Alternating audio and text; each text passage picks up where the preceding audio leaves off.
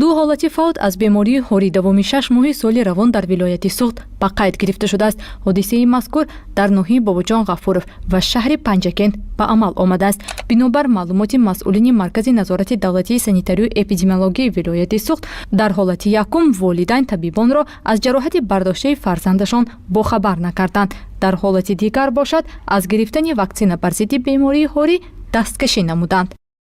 متاسفانه دو حالتی خوری به قید گرفته شد. در 6 ماه این هم باشد از سبب آنی که از طرف پدر و مادران بنابر رد کردن از گرفتن گذرانی دست خطی نوشته شده کودکانشان بیرون رفتند و حالت دوم باشد عموما به مؤسسه های طبی مراجعت هم نکردند و هنگام گردشی از طرف همشیره‌های طب اولیوی حتی نگفتند که به ما خیلی آسیب رسانید یا خودشان را نشان هم ندادند و من مراجعت هم نکردند. ҷароҳатбардории сокинон аз захми ҳайвоноти гуногун низ дар 6 моҳи соли равон назар ба ҳамин давраи соли гузашта 277 ҳолат зиёд шудааст. ин ҳолат дар 10 шаҳру ноҳияҳои вилояти Суғд рӯй ба афзоиш дорад.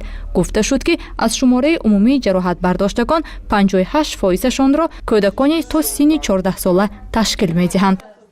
از تمام آسیب برداشتگان اگر 1631 از سگ‌ها آسیب دیده باشند، از این مقدار تنها 20% از سگ‌های نامعلوم آسیب برداشتند، یعنی که در 80% از سگ‌های معلوم آسیب برداشتند. این از آن شهادت می‌دهد که با وجود آنی که در حدود ولایت در 6 ماه 2233 سگ‌سر وابسته به اون که سگ‌های دیدو бесоҳиб гаштугузор мекунанд нобуд карда шудаанд ва 80% осеб бардоштагон аз сагҳои маълум ки бошад. ин аз он шаҳодат медиҳад ки тарзи нигоҳдории ҳайвоноти хонагӣ аз тарафи шаҳрвандон дуруст риоя карда намешавад ки ба осеббардорӣ роҳ дода мешавад. дар 6 моҳи соли равон 236 ҳолати ҷароҳатбардорӣ, аз захми гурба 75 ҳолати осеббардорӣ, аз хояндаҳо 639 ҳолат аз захми ҳайвоноти хонагӣ ба қайд гирифта шудааст. гузориши Уғлои Раҷаб ва Супон Одилҷонов барои барномаи иттилоотии имрӯз.